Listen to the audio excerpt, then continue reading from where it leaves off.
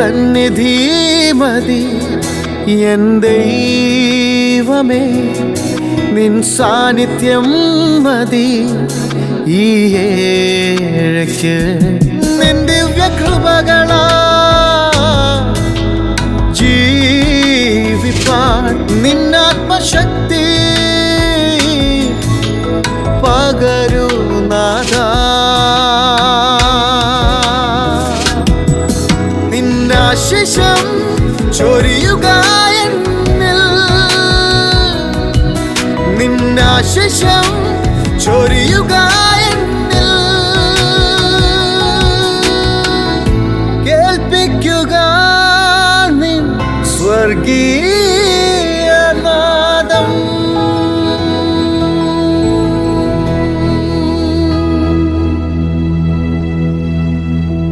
സ്വർഗീയനാദം ശ്രവിക്കുന്ന എല്ലാ മാന്യ സ്നേഹിതർക്കും സ്നേഹവന്ദനങ്ങൾ അറിയിക്കുന്നു. ഈ കഴിഞ്ഞ രാത്രിയിൽ സുഖകരമായി വിശ്രമിപ്പാൻ കർത്താവ് നമ്മെ സഹായിച്ചുവല്ലോ. ഇന്ന് രാവിലെ സന്തോഷത്തോടെ ഉണരുവാൻ ദൈവം നമ്മെ അനുവദിച്ചതിനായി ദൈവത്തിന് നന്ദി പറയാം. ലോകത്തിൽ സംഭവിച്ചുകൊണ്ടിരിക്കുന്ന അനേക കാര്യങ്ങൾ, പ്രത്യേകിച്ച് ശാസ്ത്രീയമായ കണ്ടുപിടുത്തങ്ങൾ, ലോകത്തിൻ്റെ വളർച്ചയെ ത്വരിതപ്പെടുത്തുന്നതാണ്. കഴിഞ്ഞ ഒരു 40 വർഷങ്ങൾക്ക് മുൻപുണ്ടായിരുന്നതായ സാഹചര്യങ്ങളല്ല ഇന്നുള്ളത്. എല്ലാ സാഹചര്യങ്ങളും വ്യത്യാസപ്പെട്ട് കഴിഞ്ഞു. അതിൻ്റെ എല്ലാം കാരണമായി വർത്തിക്കുന്നത് ശാസ്ത്രീയമായ കണ്ടുപിടുത്തങ്ങൾ തന്നെയാണ് എന്നുള്ള കാര്യത്തിൽ തർക്കമില്ല. എന്തെല്ലാം കാര്യങ്ങൾ മനുഷ്യൻ കണ്ടുപിടിച്ചു കഴിഞ്ഞു. ഒരുപാട് ഉപകരണങ്ങൾ, മനുഷ്യജീവിതത്തെ സഹായിക്കുന്ന ഒരുപാട് ഉപകരണങ്ങൾ, നിത്യജീവിതത്തിൽ ഫലപ്രദമായി ഉപയോഗിക്കാവുന്ന ഒരുപാട് സംവിധാനങ്ങൾ, ഇതെല്ലാം ശാസ്ത്രീയമായ കണ്ടുപിടുത്തങ്ങളുടെ ഫലമാണ് എന്നുള്ള കാര്യത്തിൽ തർക്കമില്ല. ഏറ്റവും ഒടുവിലായി ചെന്നെത്തി നിൽക്കുന്നത് നിർമ്മിത ബുദ്ധിയിൽ അടിസ്ഥാനപ്പെട്ടതായ കണ്ടുപിടുത്തങ്ങളാണ്. അതായത് ആർട്ടിഫിഷ്യൽ ഇൻ്റലിജൻസ്. ഈ ആർട്ടിഫിഷ്യൽ ഇൻ്റലിജൻസിനെ അടിസ്ഥാനപ്പെടുത്തി ഉണ്ടാക്കിയിരിക്കുന്ന റോബോട്ടുകൾ മനുഷ്യൻ ചിന്തിക്കുന്നത് പോലെ സ്വയമായി ചിന്തിക്കുവാനും സ്വയമായി കാരണങ്ങൾ കണ്ടെത്തുവാനും സ്വയമായി പരിഹാരമാർഗങ്ങൾ നിർദ്ദേശിക്കുവാനും ഒക്കെ സാധിക്കുന്ന തലത്തിലായി കഴിഞ്ഞു. ചില റോബോട്ടുകൾ മനുഷ്യർ പറയുന്നത് പോലെ കള്ളം പറയുവാൻ സാധിക്കുന്ന റോബോട്ടുകളുണ്ട്. അതുപോലെ തന്നെ നർമ്മരസത്തിൽ സംസാരിക്കുവാൻ കഴിവുള്ളതായ റോബോട്ടുകളുണ്ട്. ഏതാനും ചില നാളുകൾ കഴിയുമ്പോൾ വാസ്തവത്തിൽ ഡോക്ടേഴ്സിൻ്റെ സേവനം നമുക്ക് ആവശ്യമില്ല എന്ന് വരാം. അതായത് ഒരു ഡോക്ടറുടെ സ്ഥാനത്ത് ആർട്ടിഫിഷ്യൽ ഇൻ്റലിജൻസ് ബേസ് ചെയ്തിരിക്കുന്ന ഒരു റോബോട്ടാണെങ്കിൽ ഒരു രോഗി അടുത്തു വരുമ്പോൾ തന്നെ ആ രോഗിയുടെ രോഗലക്ഷണങ്ങൾ എന്തൊക്കെയാണെന്ന് കൃത്യമായിട്ട് കണ്ടെത്തുവാനും ആ രോഗലക്ഷണങ്ങൾ നിമിത്തം അദ്ദേഹത്തിന് വന്നിരിക്കുന്നതായ അസുഖം എന്താണെന്ന് ഡയഗ്നോസ് ചെയ്യുവാനും അതിനെന്ത് ട്രീറ്റ്മെൻറ്റാണ് കൊടുക്കേണ്ടുന്നത് എന്നുള്ളത് കൃത്യമായി അനലൈസ് ചെയ്ത് കണ്ടെത്തുവാനും ഒക്കെ സാധിക്കുന്ന വളരെ കൃത്യമായി ഈ കാര്യങ്ങൾ ചെയ്യുന്ന റോബോട്ടുകളുണ്ട്. അങ്ങനെ റോബോട്ടുകൾ ഈ സ്ഥാനങ്ങൾ ഏറ്റെടുത്തു കഴിഞ്ഞാൽ പിന്നീട് ഒരു ഡോക്ടറുടെ ആവശ്യം വേണ്ടി വരുന്നില്ല.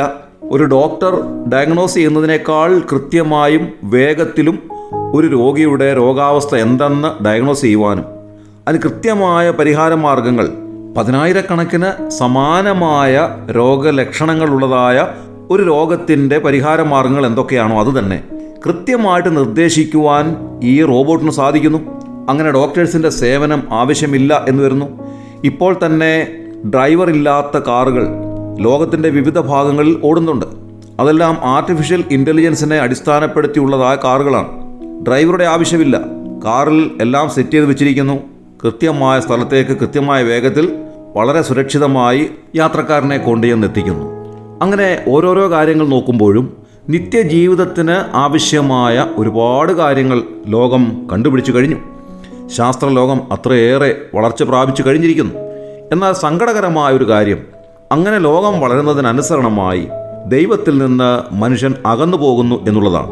53-ാം സങ്കീർത്തനം 2-ാം വാക്യത്തിൽ ദാവീദ് രാജാവ് രേഖപ്പെടുത്തിയിരിക്കുന്നത് ഇങ്ങനെയാണ്: ദൈവത്തെ അന്വേഷിക്കുന്ന ബുദ്ധിമാനുണ്ടോ എന്ന് കാണുവാൻ ദൈവം സ്വർഗത്തിൽ നിന്ന് മനുഷ്യപുത്രന്മാരെ നോക്കുന്നു.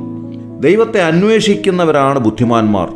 എങ്ങനെയാണ് ഈ ദൈവത്തെ അന്വേഷിക്കുവാൻ സാധിക്കുക? സർവ്വലോകത്തിൻ്റെയും പാപത്തിന് പരിഹാരം വരുത്തുവാൻ കാൽവറി ക്രൂശിൽ യാഗമായി അർപ്പിക്കപ്പെട്ട കർത്താവായ യേശുക്രിസ്തുവിനെ രക്ഷിതാവും കർത്താവുമായി സ്വീകരിക്കുന്നതിലൂടെ പിതാവാം ദൈവത്തെ അന്വേഷിക്കുവാനും ദൈവത്തെ ആരാധിക്കുവാനും നമുക്ക് സാധിക്കുന്നു. അങ്ങനെയുള്ളവരാണ് വാസ്തവത്തിൽ ബുദ്ധിമാന്മാർ എന്ന് ദൈവവചനം വിശേഷിപ്പിക്കുന്നു. അവർ ഈ ലോകത്തിലെ ജീവിതത്തിനപ്പുറമായി നിത്യത മുഴുവനും കർത്താവിനോടുകൂടെ വാസം ചെയ്യുന്നവരാണ്. ഈ യേശു ക്രിസ്തുവിനെ താങ്കളുടെ രക്ഷിതാവും കർത്താവുമായി സ്വീകരിക്കുവാൻ ഇതുവരെയും സാധിച്ചിട്ടില്ല എങ്കിൽ ഇപ്പോൾ ദൈവം അതിന് നിങ്ങളെ സഹായിക്കട്ടെ. നമ്മുടെ കണ്ണുകളെ അടയ്ക്കാം, പ്രാർത്ഥിക്കാം. ക്രിസ്തുവേശുവിൽ കൂടെ അതിവാത്സല്യമായി ഞങ്ങളെ സ്നേഹിക്കുന്ന സ്വർഗീയ പിതാവാം നല്ല ദൈവമേ, ഈ ലോകത്തിൻ്റെ ബുദ്ധിയേക്കാൾ ദൈവത്തെ അന്വേഷിക്കുന്ന ബുദ്ധിമാൻ എന്നുള്ള പദവിയിലേക്ക് ഉയർന്നു വരുവാൻ ഞങ്ങളെ എല്ലാവരെയും സഹായിക്കണമേ. ഈ ശുശ്രൂഷയിൽ സംബന്ധിച്ച് എല്ലാവരെയും അവിടുന്ന് അനുഗ്രഹിക്കണമേ. ഞങ്ങളുടെ പ്രാർത്ഥന കേട്ടതിനായ സ്തോത്രം. ഞങ്ങളുടെ കർത്താവും രക്ഷിതാവുമായ യേശു ക്രിസ്തുവിൻ്റെ ധന്യമായ നാമത്തിൽ തന്നെ ആമേൻ. ജീവനാഥന്റെ വാക്കുകൾ അനുദിനം ശ്രവിപ്പാൻ കേൾക്കൂ സ്വർഗീയനാദം, ദ ഹെവൻലി വോയിസ്.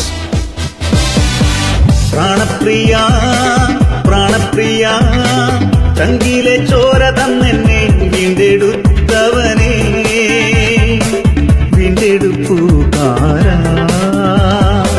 പ്രാണപ്രിയൻ തന്റെ ചങ്കിലെ ചോരയാ എന്നെയും വീണ്ടെടുത്തു. പ്രാണപ്രിയൻ തന്റെ ചങ്കിലെ ചോരയാ എന്നെയും വീണ്ടെടുത്തു. കൃപയേ അസാധ്യമേയത്. നന്ദി യേശുവേ, നിനക്ക് നന്ദി യേശുവേ, നീ ചെയ്ത നന്മകൾ ഒരായിരം നന്ദി. ശക്തിയാലല്ല, കൈയുടെ ബലത്താലല്ല, നിന്റെ അയലയോ എന്നെ നടത്തിയത്. ശക്തിയാലല്ല, കൈയുടെ ബലത്താലല്ല, നിന്റെ